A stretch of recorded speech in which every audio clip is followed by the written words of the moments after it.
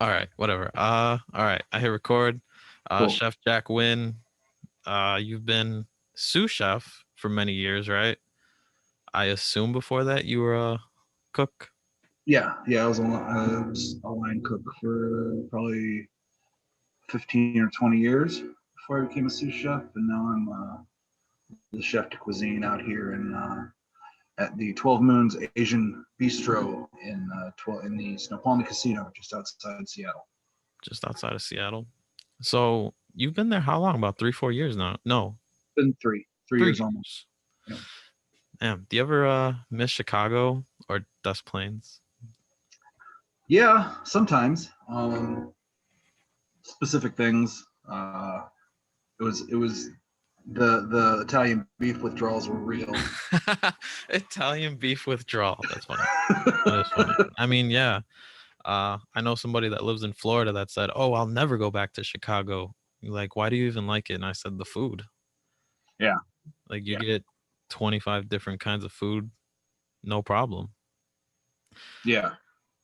Yeah, it's a great town for that. It's a world.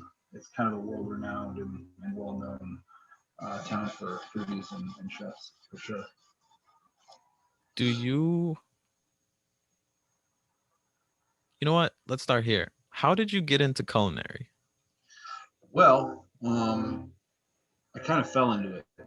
I started my first hourly paid job when I was 16 was a dishwasher at a diner just outside Detroit, a Hmm. small chain called Ramshorn. It's kind of similar to Denny's.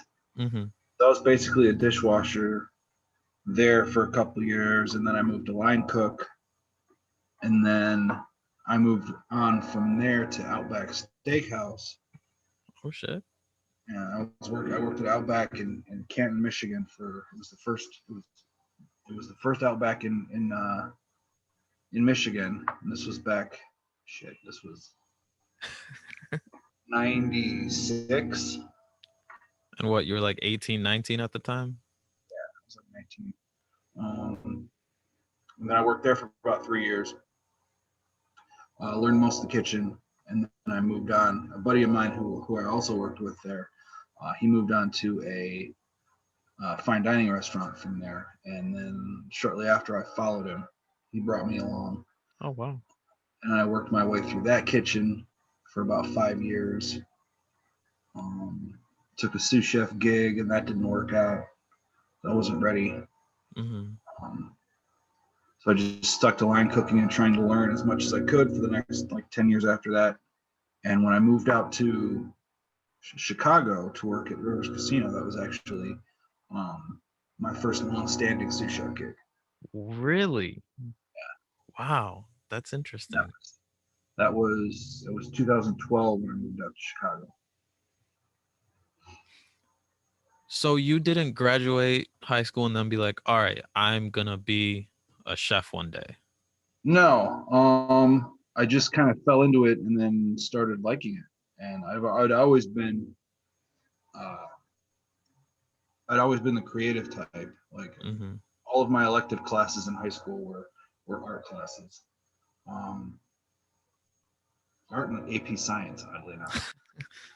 Well, there's a Um, lot of science that goes into culinary. yes, there is. Yes, there is. Um, the AP Science class that I took in high school was an anatomy class, so that kind of helped me with butchering. Um,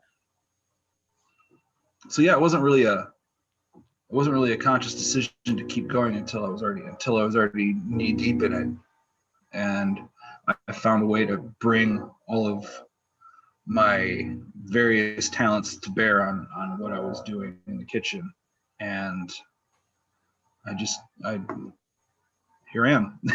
Wow, that's insane. Like you just fell into what you enjoy, essentially, right? Sometimes you don't know it until you find it. Yeah. So then how did you end up having a focus on Asian cuisine? So line cooks have all of the line cooks that I grew up around, that I came up around, had a fascination with Japanese cuisine and sushi in particular, Mm-hmm. because the training involved there's like a legendary level of training involved. Like if you're a native Japanese and you decide you want to be a sushi cook or a sushi chef, the first 3 years are like cleaning the kitchen and washing rice, and Mm-hmm. that's before they even allow you to touch a fish. Wow. Um, so it was always thought of as with this like mystical aura around it. Like this is like the epitome of culinary sciences and skills and um, focus and like focusing on one particular thing for your whole career. Um, of course, it isn't necessarily true in reality, but that was the perception 20 years ago, 30 years ago. Mm-hmm. Um, so I kind of came into the industry around people who were fascinated by this, and so I became a little fascinated by it, and then I fell in love with it. And I got the opportunity when I was working in Detroit at the MGM Grand Casino in Detroit. I got the opportunity to work with closely with the sushi chef. They brought him in for uh, the auto show season, and they ended up keeping him on. They split the menu in the venue I was in. It was originally like a quote unquote American tapas, which is like small plates, um, appetizer sized portions, small, tight, very focused menu. But they brought him in, and then we split the menu down the middle to where it was this fusion tapas and um, sushi on the other side. So I was working with this guy for a couple of years, and then they decided to change the venue over to an all sushi format. And the entire time that I was working next to this guy, I'm picking his brain, I'm helping him out, I'm learning, he's teaching me things.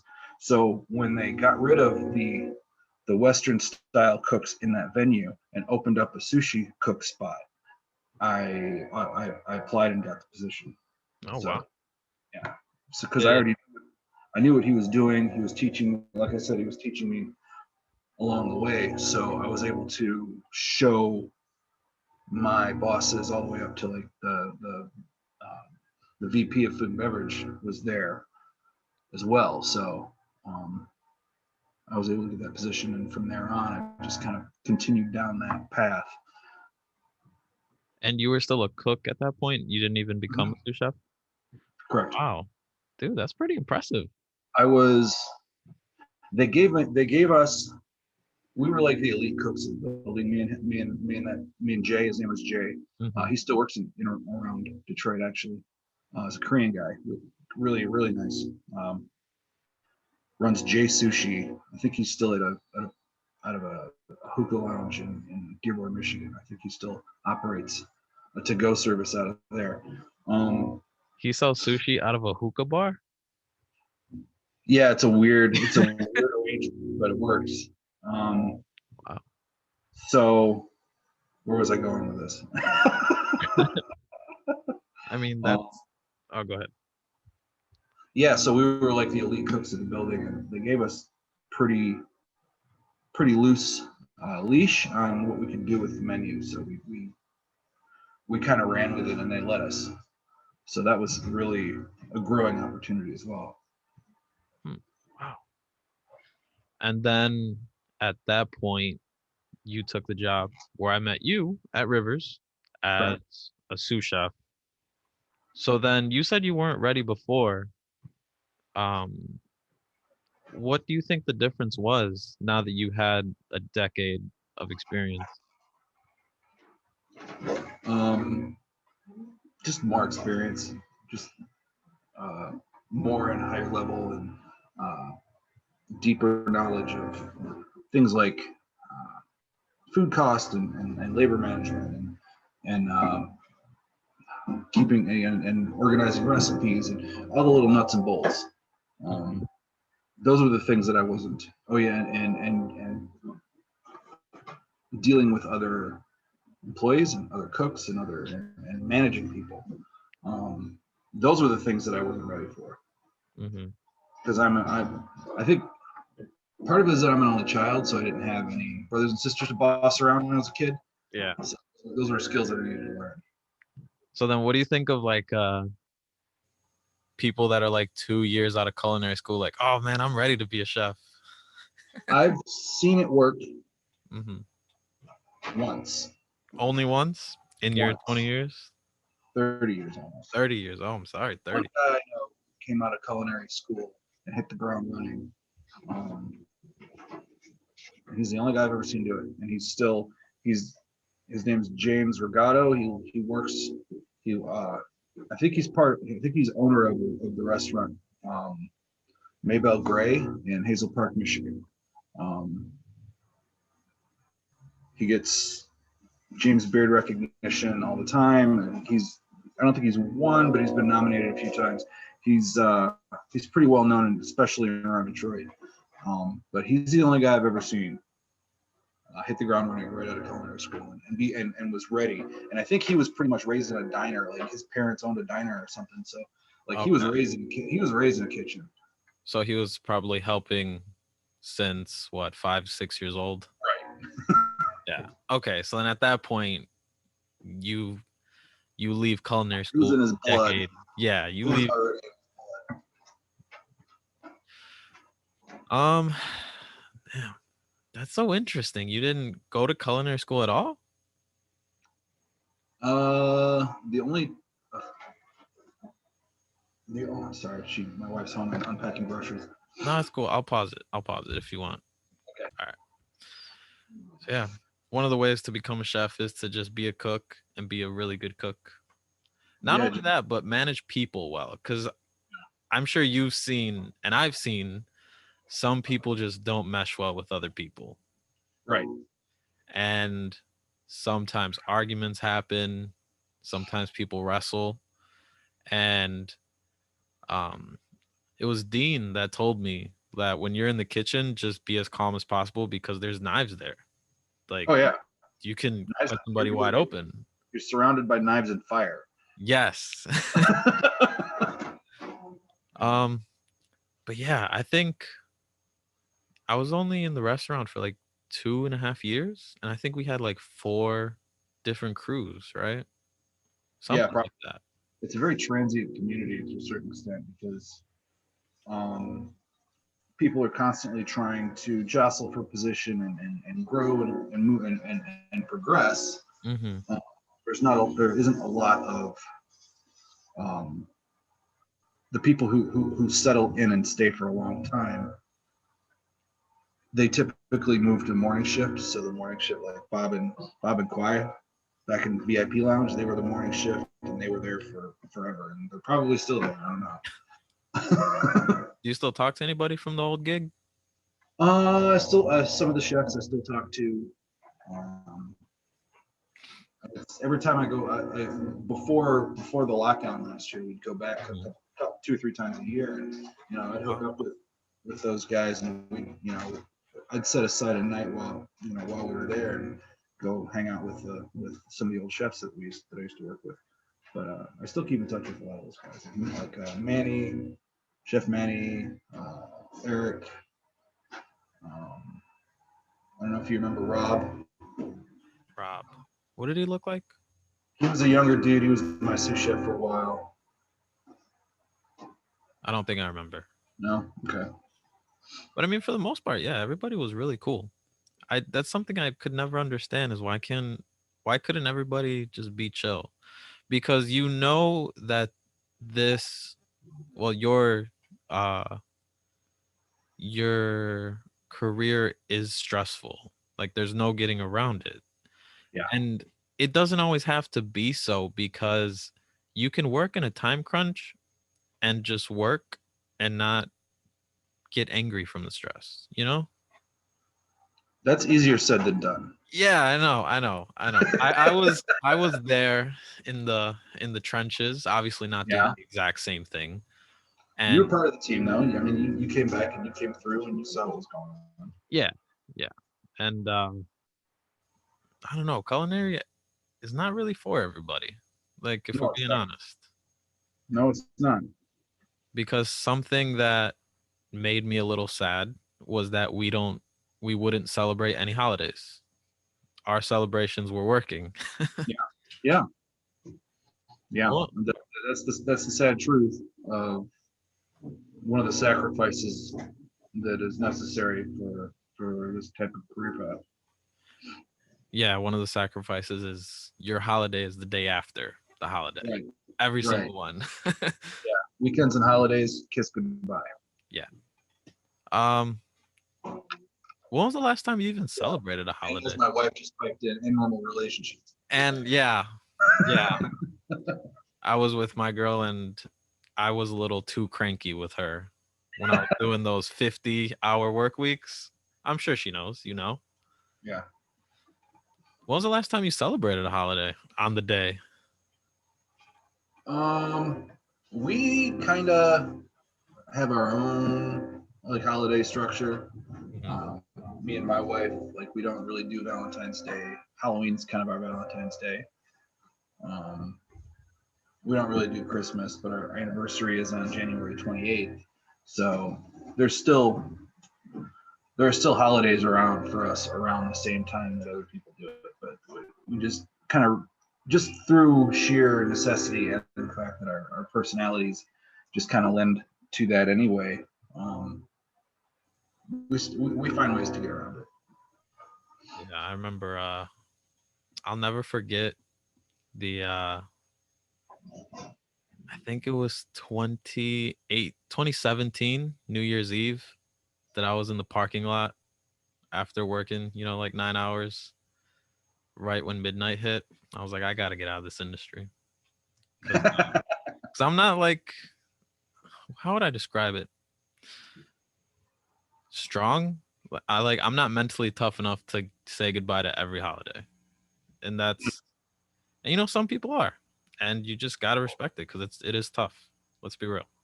Yeah, it is. It is. Um, Working, living in Chicago and being from Michigan, I used to take off. I used to take every Thanksgiving off and drive back to see my parents, which from Chicago is a 4 hour drive. Now it's a 4 hour flight, 5 hour flight, and I've had to give up Thanksgiving even outside of current conditions. Um,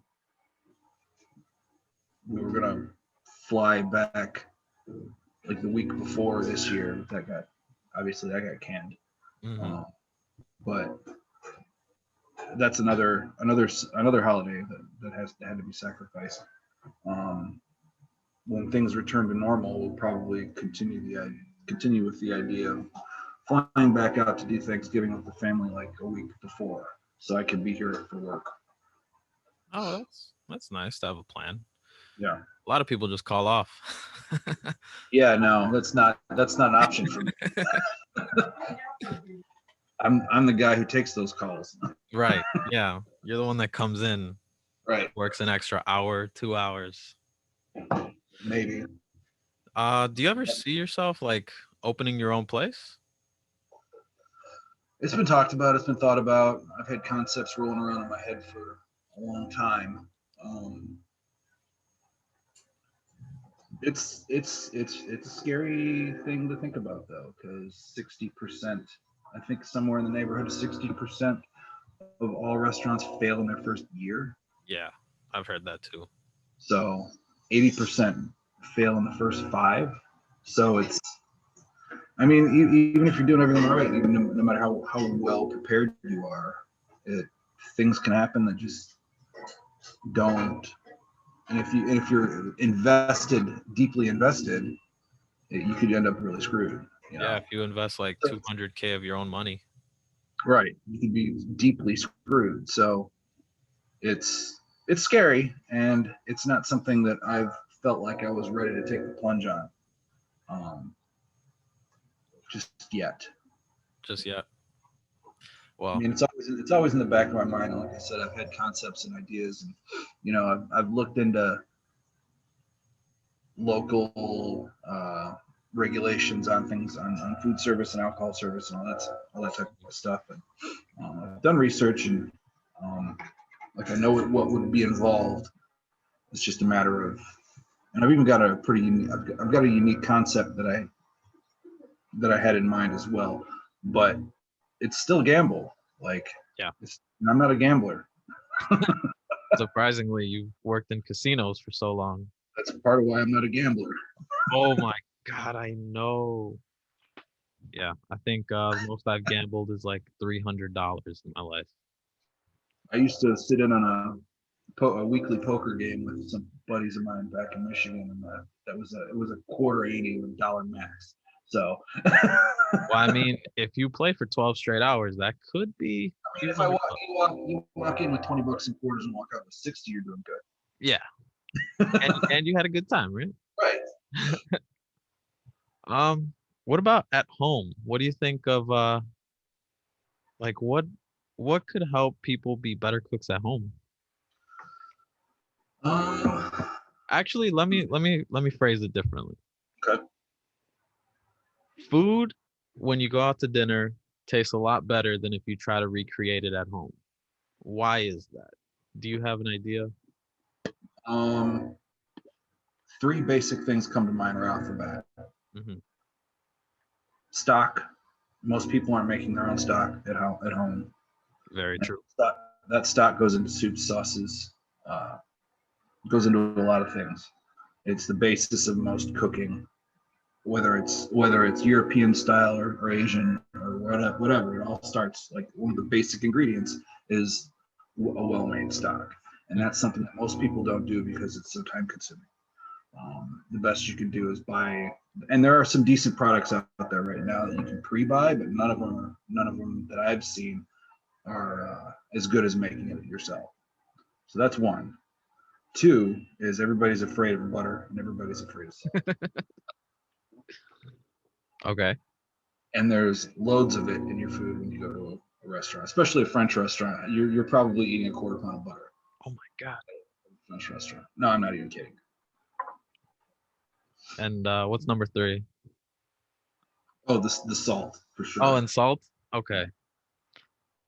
I remember we served a lot of old people and they always complained about the salt. Yeah, yeah.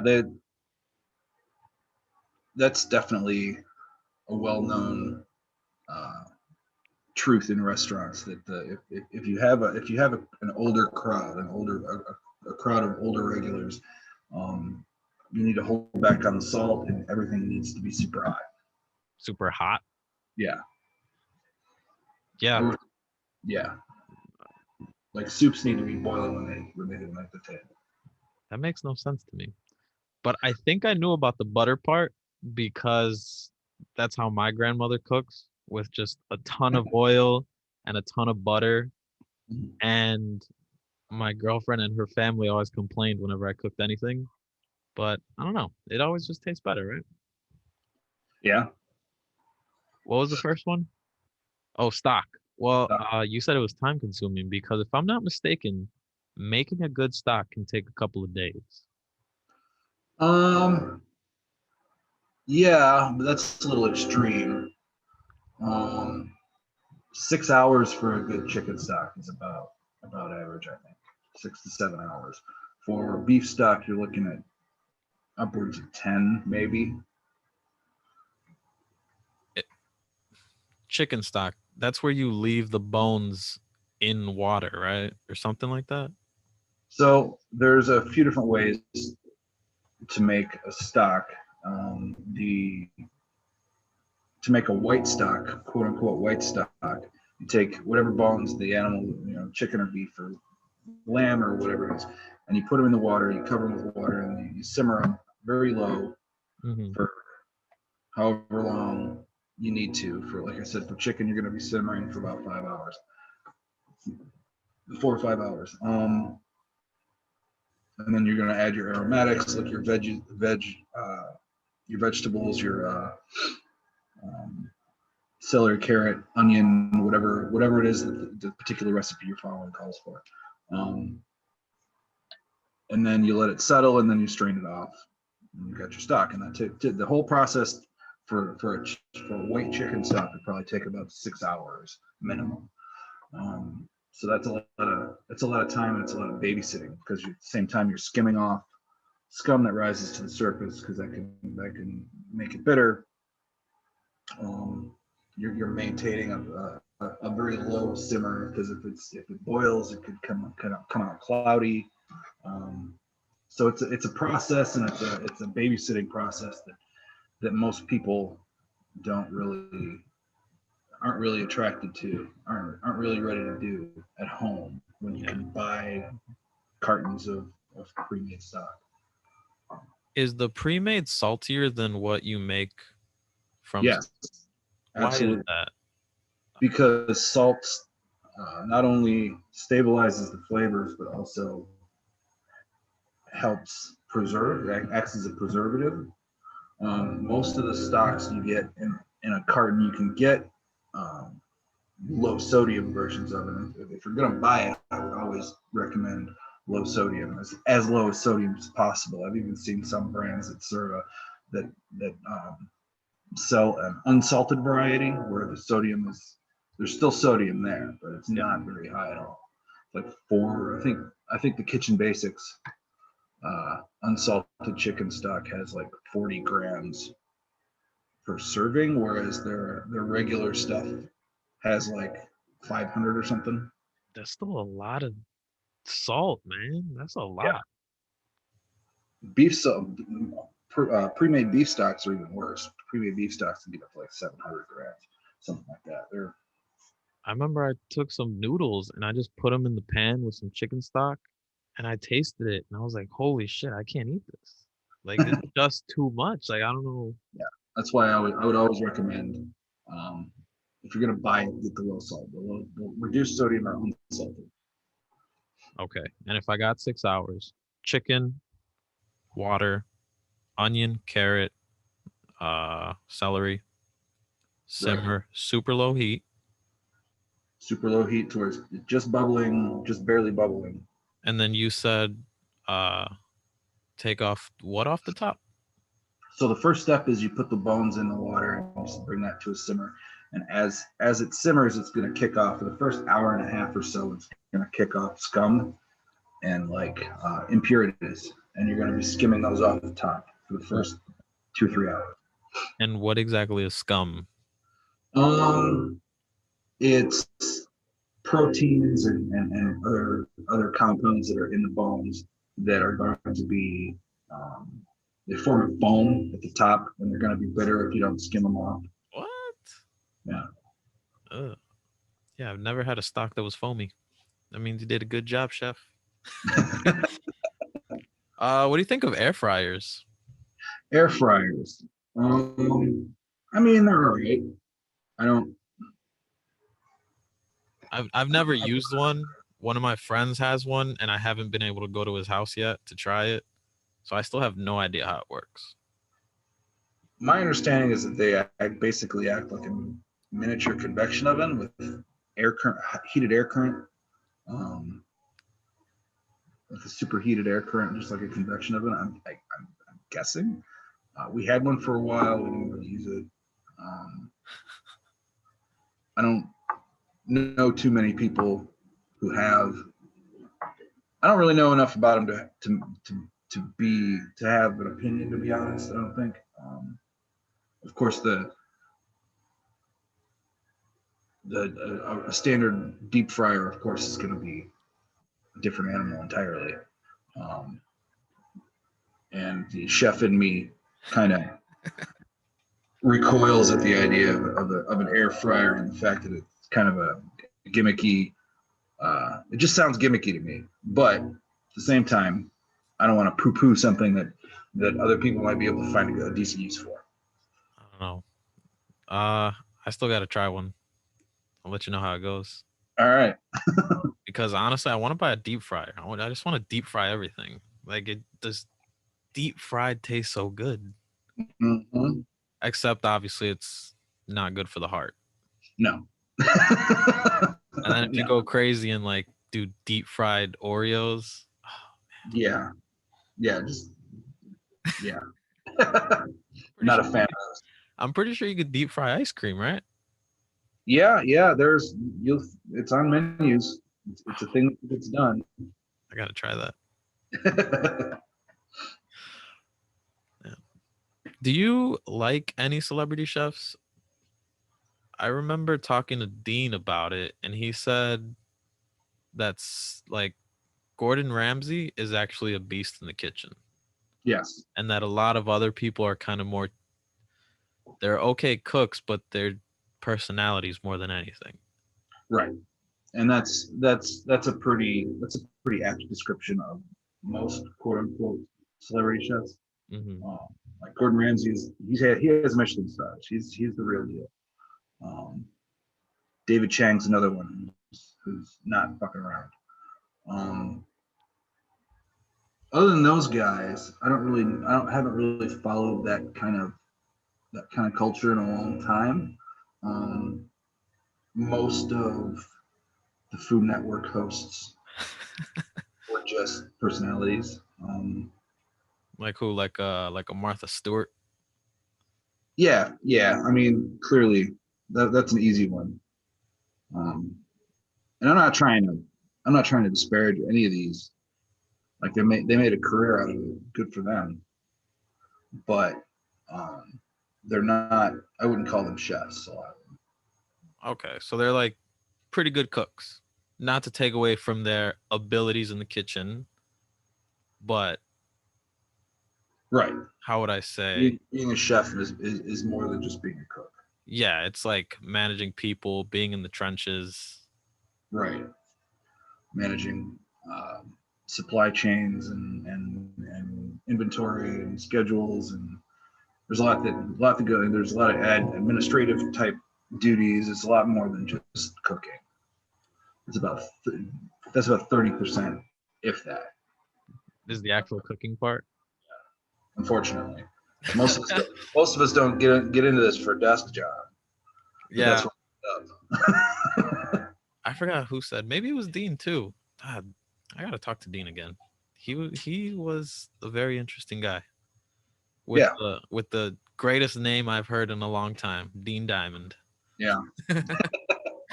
Now he told me the story that somebody cut their hand, right? Put a glove on, duct taped it, and then went through the whole shift. And then by the time the shift was done, it was like a balloon full of blood. I believe that. Like that's the kind of toughness that you need in the kitchen. When I was 23, I want to say probably 23, I cut the tip of my thumb off while cutting lettuce. Oh my god. Lettuce of all things? Oh my god. So I went to the sous chef holding my thumb, saying, "Hey, I think I need to go to the clinic." And he was like, "Get the bleeding to stop, put a glove on it, get back to work."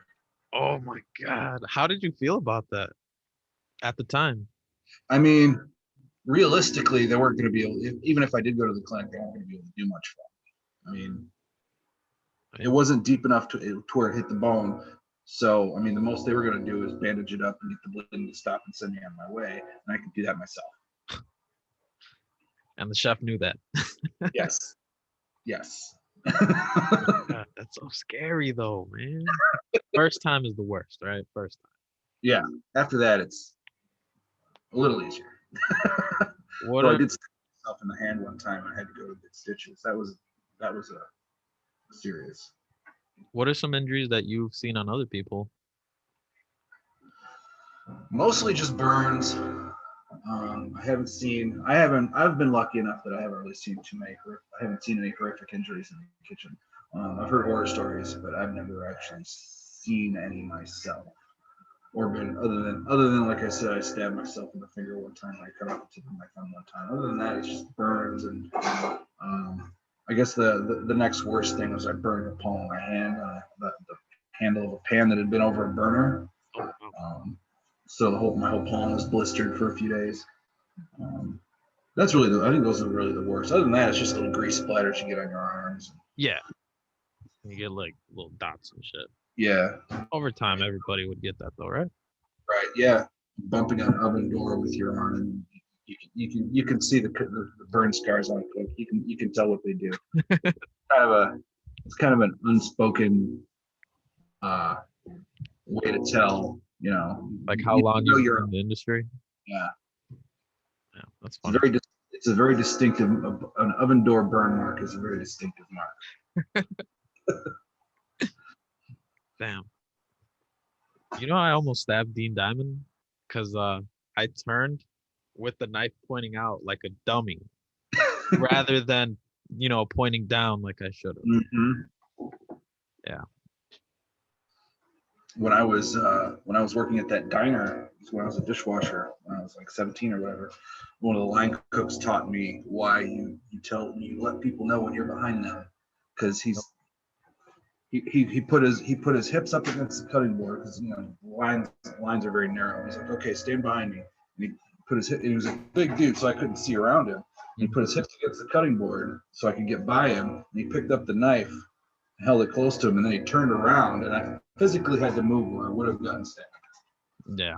So he illustrated to me when I was 17 why you need to be careful with that shit. Yeah, what's funny is it took me about a year to unlearn saying behind every time I pass somebody. It took me a whole year. Yeah, man. I it's something you start doing at grocery stores.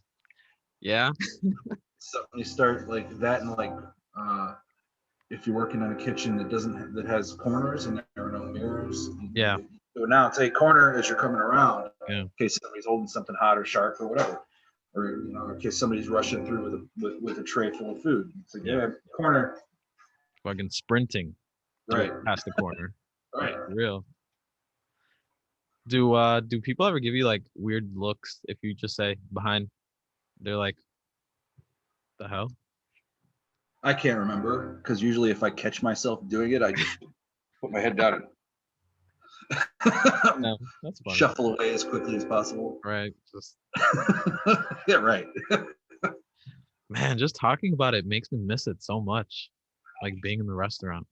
It's one of those things, man. It's just one of those things. Like maybe it's the camaraderie.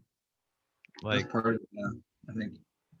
But there's been psychological studies done on things called flow states that they haven't. If I can't remember what I can't remember the dude's name. Stephen. Let me look real quick.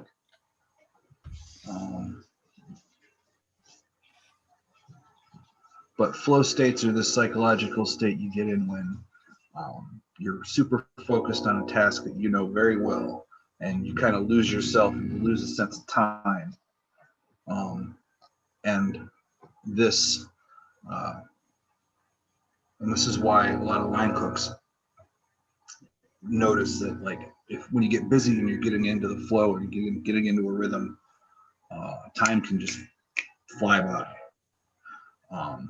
And it's been shown that that state of mind where you kind of lose yourself to what you're doing is actually addictive. really? Wow. I thought it was something similar to like being in combat zones where like you're there with, you know, people that are Yeah, right that's next to another, you. right. And That's that's what another. That is another. I mean, that is another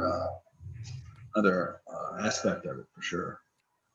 like if you're working every single Friday, Saturday, Sunday with the same exact people, I don't know. Kind of miss Platoon. it. Say again?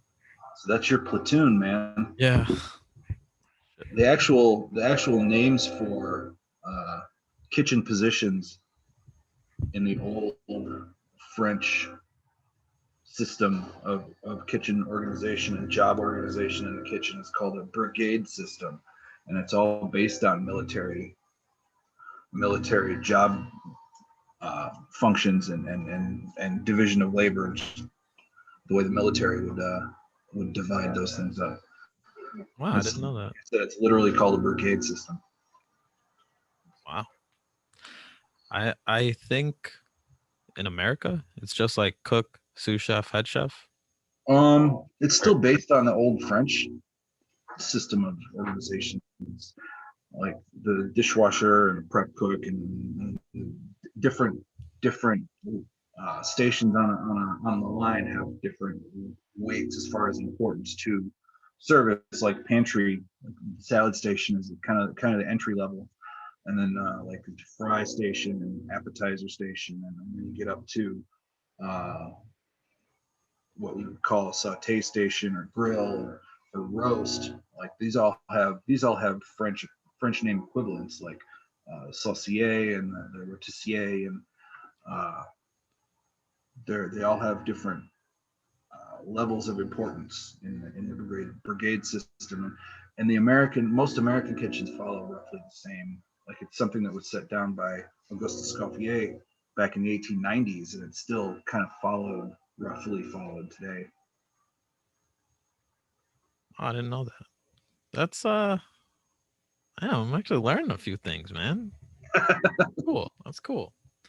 Um, do you ever see yourself not being a chef? Like No, you're gonna die Chef Jack, you know? probably. I'm all right with that. I'm okay with that. Nah, man, that's cool. I I think more people or not enough people are lucky enough to do something that they love. For And sure. because I know when I worked at Walmart, I sure shit did not love it. Um, if I'm being honest, working in the restaurant, I love the camaraderie more than the job. Yeah. I mean, it's hard to. Some days I love it more than others, for sure. Do you ever do you ever think like, oh man, I kind of don't want to go, but then when you're there, you're like, all right, let's get it. Yeah, man. Like everyone's like everybody has days where I just don't want to do this today. Um, but once my feet are in the door, all systems go. You gotta hit the ground running. You gotta, especially in my position, I have 20 cooks I need to motivate. Oh wow. And you have to be the example, right? Yeah.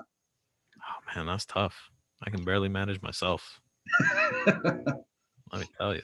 I don't floss enough. Uh But if again, you don't if you don't mind, do you mind answering me this? okay. Do What? you even go out to restaurants and go to dinner? Yes, And are you like a food critic when you're there? I try not to be. But is it tough? Like sometimes, sometimes it is. The trick there is managing your expectations.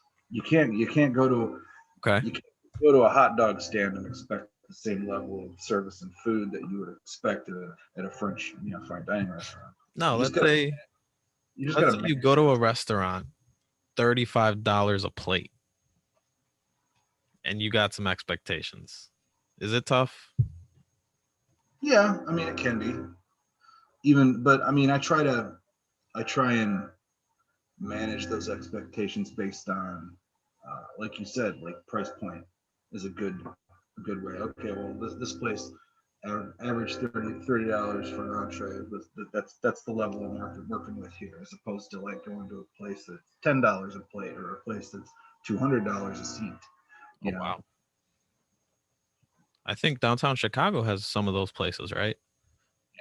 Oh yeah, How do what's the how's the food in Seattle? I've never been. food in Seattle is amazing. Yeah, what do they got over there? There's a lot of Asian uh, influences. There's a lot of Chinese, a lot of Japanese. Um, the One of the best sushi restaurants I've ever been to is in Seattle. Wow.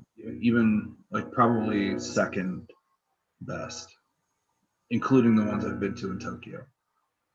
You've been to Japan? Yeah. Damn, dude, tell me about that. So we were talking a little while ago. You were talking. I don't know if this might have not been recorded, but we were talking about culinary school. Yeah. So I think that was the jumping off point. So yeah, I didn't go to a traditional culinary school. I went to the Tokyo Sushi Academy in Shinjuku, Oh Tokyo. shit. Dude, that's amazing. It was a 2 month was only a 2 month course, but it was an intensive kind of 7 hour a day, 6 day a week. Oh wow. Yeah. Yeah. So, and I was there with 7 other international students, I want to say. Um, Guy from Switzerland, woman from France, dude from South Africa, guy from Singapore, guy from Australia, and then the rest of the other 25 students in the class were all native Japanese. Oh wow. When was this? 2015. Really? Oh my god. When I came back from Japan is when I got the restaurant chef promotion at Rivers. Damn, dude. Uh, I mean, you don't got to tell me everything they taught you, but like, what was a couple of things that they showed you that you were like, oh shit, I didn't think of it that way. I had to completely relearn how I was making uh, nigiri, those little fingers of rice with a piece of fish sitting on top. It's kind of it's a big deal in the sushi world, and it's a big deal especially in Tokyo style Adomai sushi. I learned it one way from the Korean guy um, at in MGM in Detroit, and once I got to Japan and started learning how they were doing and how they were teaching, I had to completely relearn that. I also had to relearn how to butcher a fish. Like that's completely different. It's a completely different method that they use um, than what we would use in a Western restaurant, because basically um, the end goal is different. The end goal is different than you're not cutting big fillets that you're gonna flap on a grill. Your end goal is to cut these tiny little pieces for sushi or sashimi or whatever. So and their methods are a lot more clean and a lot clean in technique. I don't want to say make people think I mean like sloppy. I mean clean as in Yeah. technique, as in cuts, um, as in accuracy. Yeah, like if I'm not mistaken, that is a big part of Japanese custom is precision and like uniformity, right? Yeah, yeah. Especially in sushi, it has to be. When you came back, were you like, hold on, guys, let me show you how to make better sushi? No, I didn't want to. Like we didn't. There wasn't. I went. I went there to learn as much as I could, and there was also like the Tokyo Sushi Academy. The course that I took also had what's called washoku classes, which is traditional Japanese cooking outside of sushi. So, and I also took an extracurricular like class on soba noodle making that wasn't even part of that. It wasn't even part of that program. So I went over there to learn as much as I could about as much as I could. Um, Focus was sushi, yeah, but I was there to learn as much about Japanese food culture as I could in the 2.5 months I was there. Um, I didn't. When I got back, I wasn't trying to like Show off. throw elbows. Right. Oh, that's really There cool, wasn't man. there wasn't a there and there wasn't a huge application for what I learned at Rivers. There was some, and I kind of wedged it in Yeah. some places. Like we started doing sushi rolls in the VIP lounge. We had a lot of. I wedged it into the banquet menus. Uh, but other than that, there wasn't a lot of application for it. I did it for myself. And that's the best thing that people could do, Yeah, to just do it for yourself. yeah, Unless, of course, you're doing it for your family, maybe. I don't know. yeah, yeah. I'd say. Give give your friends and family some dope sushi. And now, well, I mean, and now I'm the restaurant that I'm the chef at out here is we have a sushi bar, we have a Chinese kitchen, and there's a sushi bar. So Does anybody give you like weird looks? Like white guy making sushi, you know? no, they've been pretty good about that, at least. I think I've heard it a couple times, but it doesn't it doesn't it doesn't affect me. It just I just let it slide off. Because let's be real, if you can make good sushi, then you make good sushi. There's really no way around it. Right. I was hanging out with one of my I was hanging out with one of the translators in Japan when I was there. Uh, one of the guys who was one of the English translators in class was also a working sushi chef. So I was hanging out with him one weekend.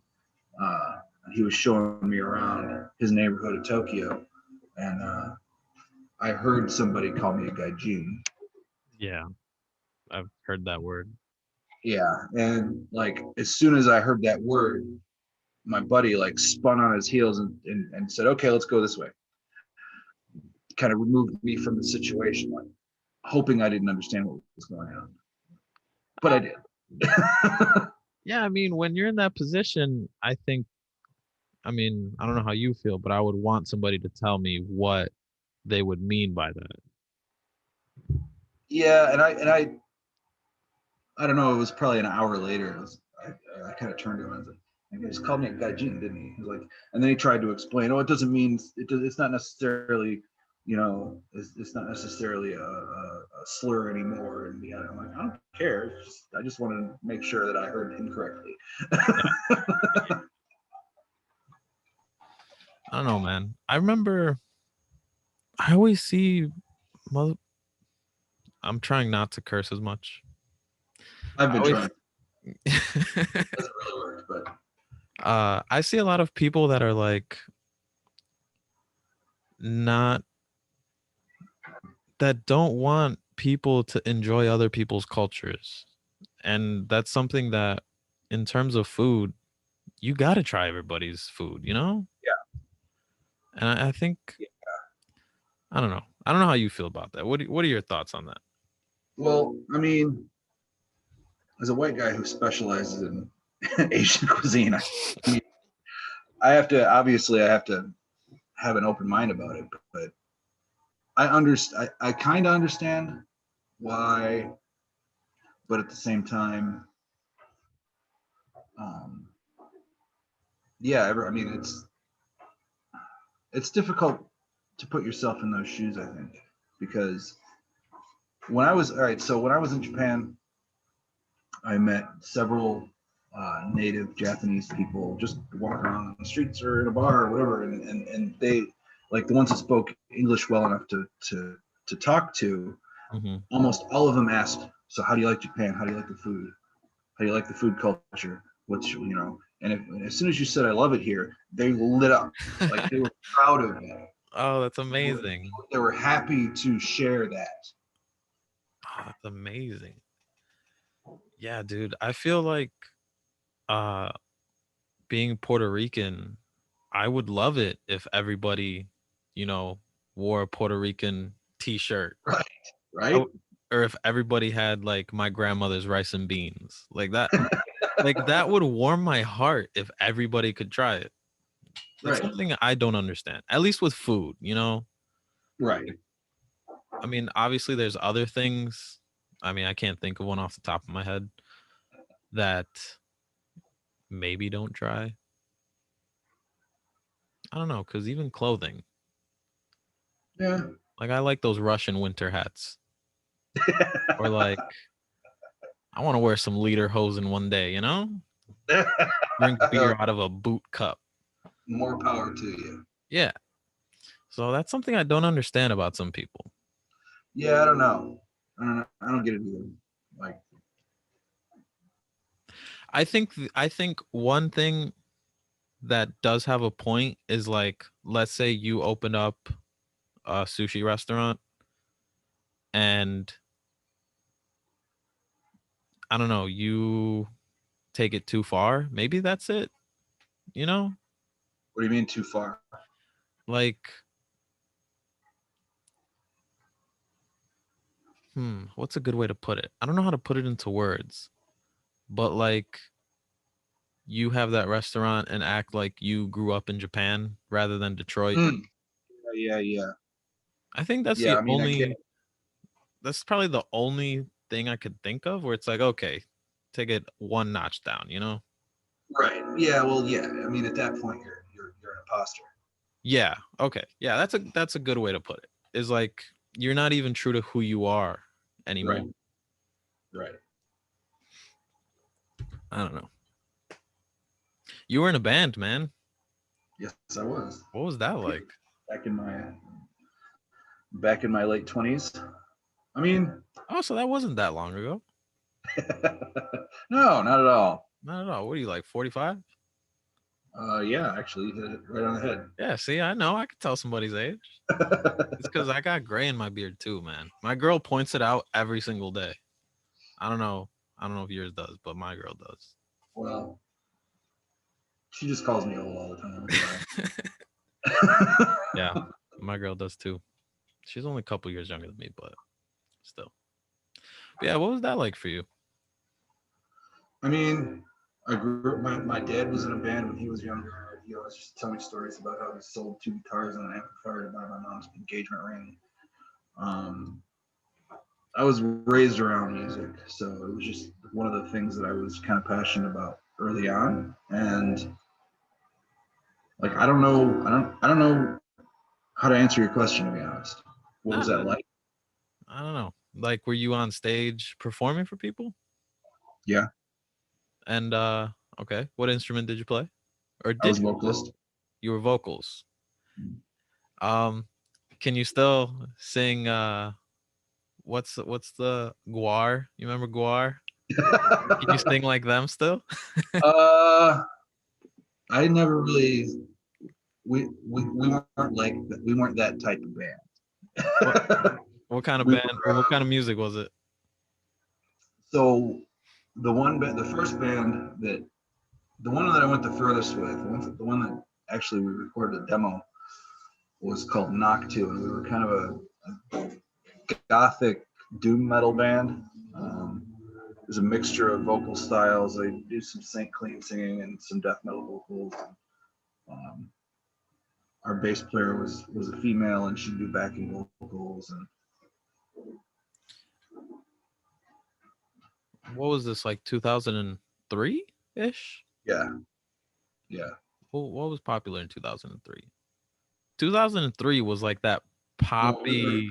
we were underground. We were doing underground. Yeah, cause No, there, if you're trying to compare us to what was popular in 2003, you're not going to get there. yeah, yeah.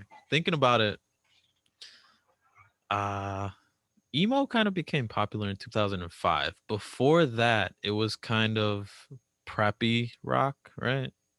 Yeah, That's not what you were. no, we You were were. like late 80s type music, right? Early 80s. Um, I would. I don't know if we really want to put a time stamp on it, but most of my biggest influences were early '90s, probably. Okay. Well, I'm not I don't know much about rock, so I'm trying to like understand my own head, you know? Like me, I only listen to like hip hop and then Spanish hip hop. So I put myself in a box. Gotcha. But I'm sure I there's mean, completely different. other people like my girl listens to 20 different kinds of music. She would probably understand more than me. Me, I know nothing. I know nothing, Johnson. Um, do you want to talk about substance use in culinary? Oh yeah we started. But So I didn't hit record yet. right. Yeah. So yeah, it's no secret that restaurants in general, and it's not just culinary. It's not just the culinary. It's not just the back of the house. Just restaurants in general um, attract addictive personalities. Why do you think that is? Well, like I said, part of the work is slightly addictive in itself, so it attracts those types of personalities off the top. But also, it's it's a world where it's one of the last true meritocracies where if you're good, you move forward. You can't buy your way into that. Yeah, that's true. Um, so it attracts some extreme personalities. I think And, another aspect, at least in front of house, is the cash. oh yeah, for sure, for Like you sure. always got $40 on you. Right, right. You're always you get tipped out every night. You guys, yeah, front of house has always got cash on.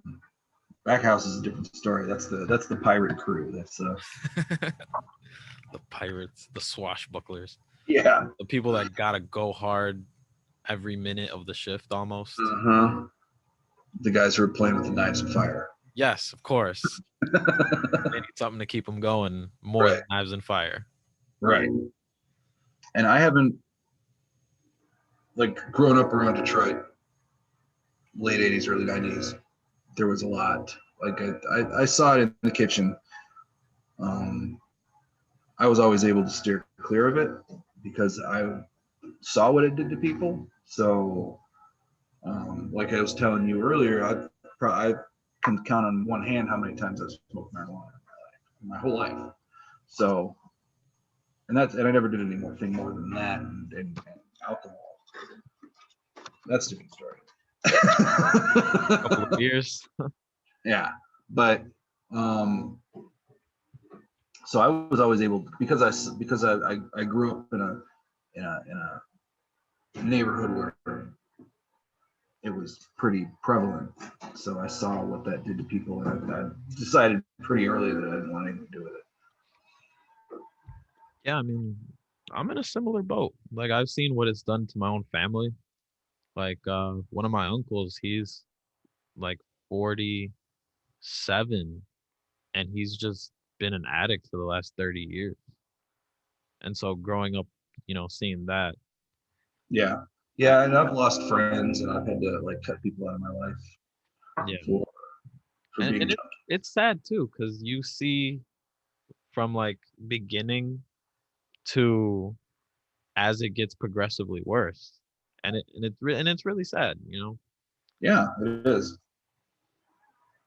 If I was king of the country, I would do everything we can to not imprison people, but send people to NA, AA, Yeah, and psychiatry. yeah, absolutely. There's a big push for that right now too. And people always say like, "Oh, well, why do you want to take care of the drug addicts?" Or like, "Why do you want to take care of the homeless?" It's like, come on, bro. Like, not everybody got the best start. I don't know. Yeah, how do you explain to people why they should care about other people? Yeah, and it drives me up a wall, man, because that's like a very big thing that we've seen in the last few years, to put it nicely, Uh-huh. is people not caring about other people and seeing where that got us. And as of right now, January 25th, 2021, this pandemic, people have still died, you know? People have still gotten really sick and Yeah, it's still going on. yeah, with no end in sight until everybody gets vaccinated. And even then, maybe, who knows? I don't know, Yeah, man. hopefully that's the end of it. I'm hoping for the summertime that we can finally Yeah, go out again. yeah, I'd be happy with that. I'm hearing probably fall at the earliest, but I mean it's hard to predict.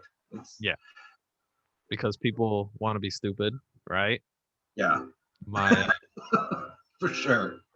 I was telling somebody else this the other day. Like, I'm still mad at my grandmother because she took my grandfather, my great aunt, and my uncle to Florida for Thanksgiving, and she wanted to have people over for Christmas. And it's like, come on, dude. Like, just Right. put that shit up for 1 year.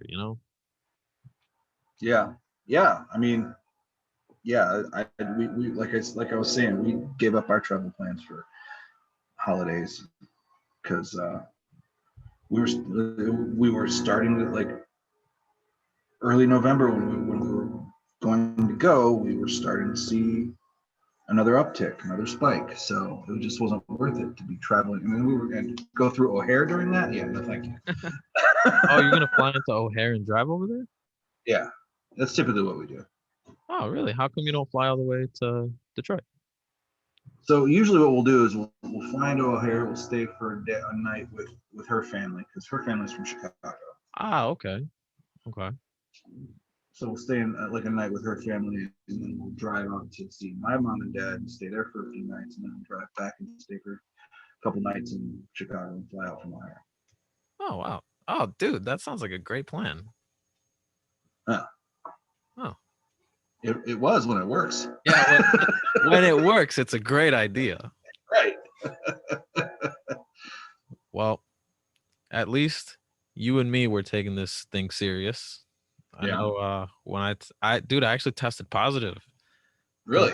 I work in a COVID testing lab and we get tested 3 times a week, and one of those tests came back positive, so I didn't go anywhere for like 13 straight days, dude.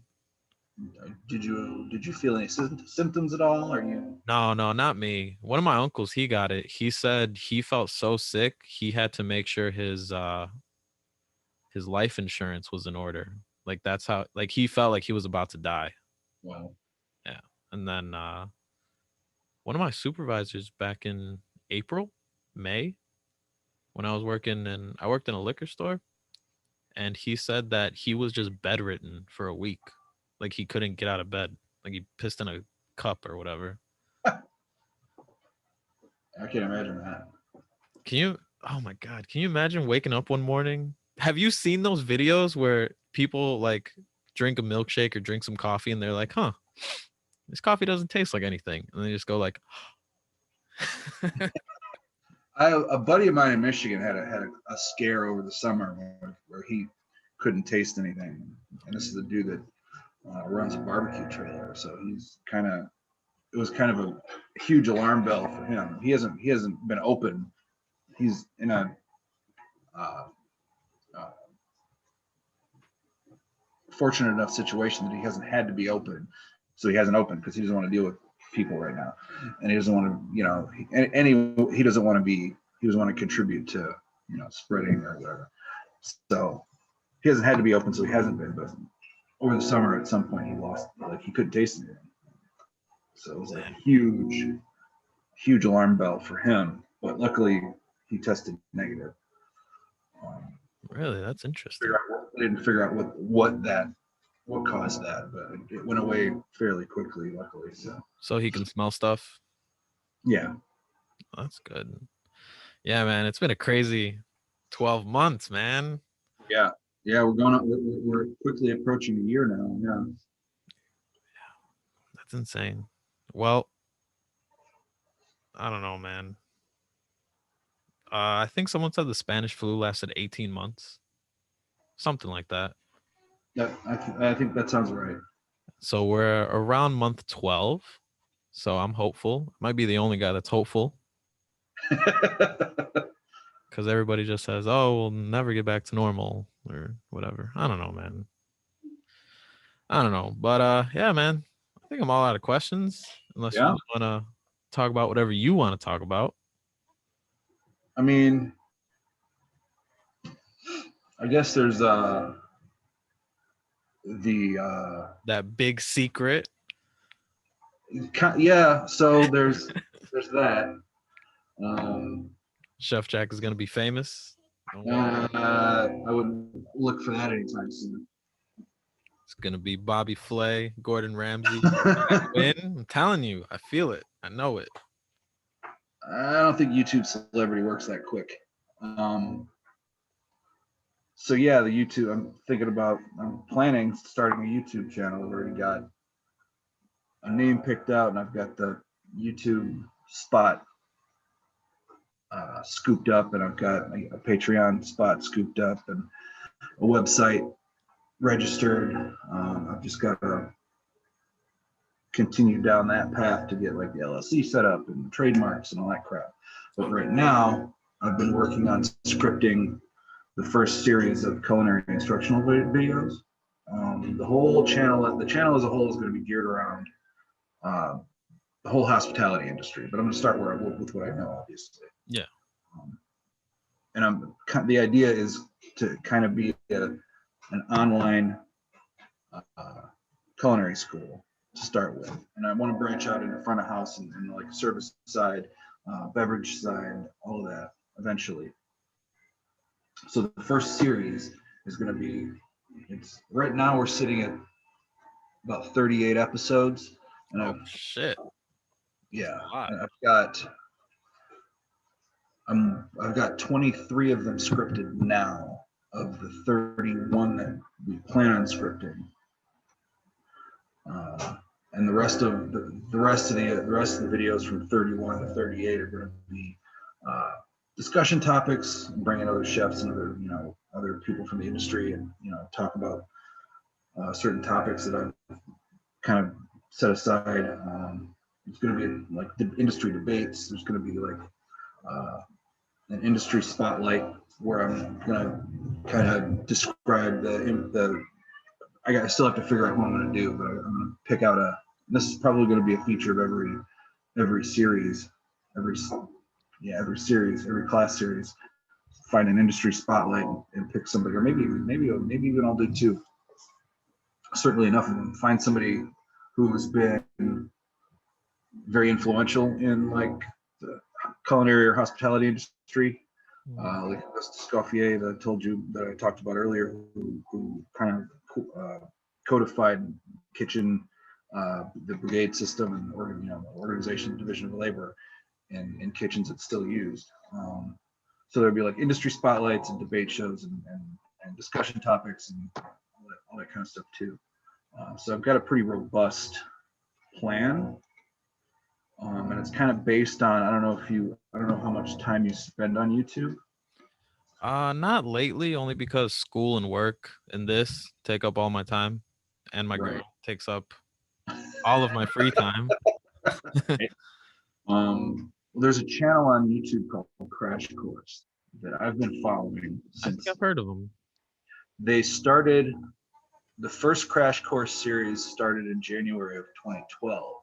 And I just happened to be browsing YouTube one night when I found the first episode right after it was released. And I've been following Crash Course since then. They've had 32, they've had somewhere in the mid 30s number of courses that they've done, and each series is between some of them are as little as 15 or 20 episodes, and some of them, like a couple of them are up over 40. Wow. The first Crash Course series, I think, had 42 episodes. But these are basically free educational online video series. They get support through their Patreon, and they get support through YouTube, advertisements, and sponsorships and those sorts of things. So that's kind of what I'm basing my template on, as well as there's a music instructional teacher on YouTube named Rick Beato. He's got a really good channel. He does a lot of different things with music teaching and instruction, and he talks about gear, and he talks about he has a whole series on his channel called "What Makes This Sound Great," and I think that series alone is worth a subscription to his channel. Even if you're not into the tech side, or if you're not into the technical, that series is pretty good. There's also a heavy metal review show out of Canada that I follow called Banger TV, and they do some pretty cool stuff too. So this is all. So my vision for this is to like loop in all these different things, and all these things that I see other people doing that are cool, I can apply to culinary instructional videos, and kind of be a supplement, hopefully be some sort of supplement for culinary school, something maybe like Crash Course video series have been used in college classes, and a lot of them are based on college courses. So hopefully that's the end goal. I can contribute some way to the next generation of chefs and cooks. Yeah, man, that's a lot. Dude, how long has this been in the works? This has been in the works for. I came up with the idea probably in March-ish of last year. I started writing episodes probably July maybe, and then there was a big gap where I just kind of stopped. Mm. Like I had motivation for it, and then it just kind of fizzled. Yeah. But lately, in the last few months, I've really kind of buckled down, decided to do. I'm going to do this. Um, I've even got uh, I've set myself up a word count goal, a weekly word count goal Ah, okay. for the scripting um, that been I've been okay at hitting. Um, I shouldn't. I perhaps should not have expected to hit my goals on the weeks of the holidays, but Makes sense. and I didn't. But I've been making good progress in the last couple of weeks. So if I continue the way that I have been, I'll be done with my rough drafts for the first series, uh, middle of next month. Oh shit. Well, I wish you the best of luck, Chef. I really do. Once it's up, I'll tell everybody I know. I know like 7 people, bro. I know like at least 7 people. So at least 7 people will know. Oh, good. That's 7 more. Yeah. That's Yeah. 7 more than I can reach, which is fine. So yeah. Thank you for the time. I really do Oh yeah, appreciate it. no problem. Once we're both rich and Yeah. famous, we could do this again. Talk. Hey, anytime you want, man. Well, it's got to be on Mondays. Well, yeah, because I have Mondays off. Yeah, there you go. But yeah, anything else you want to leave the people with if they made it this far? Oh man, if they made it this far, I don't know. Um, I don't know if announcing the name is Nah, a no, good not idea yet, at this not yet, point. not yet, not yet. Not until I've got some more things locked down and in place. But like I said, I do have the website and the YouTube and the Patreon already locked in place, so I already own those spaces. Okay, well that's good. Do you recommend culinary as a career? No, That's pretty funny. no. No, you Every have to, every time I hear somebody say I want to be a chef when I grow up, I ask them why. and then you list every bad reason.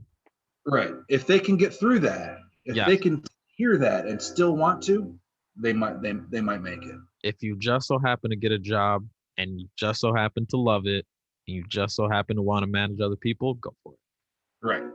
If you can But get there people that there, especially like 10 years ago, there was a glut of people coming out of culinary school, like we were talking about, that just thought they were going to be the next Food Network star, and that's all they cared about. So they didn't understand what they were getting into, mhm. and most of them didn't last in the industry. See, chef, they need instruction. You're gonna tell the younger people. That's what I'm hoping for.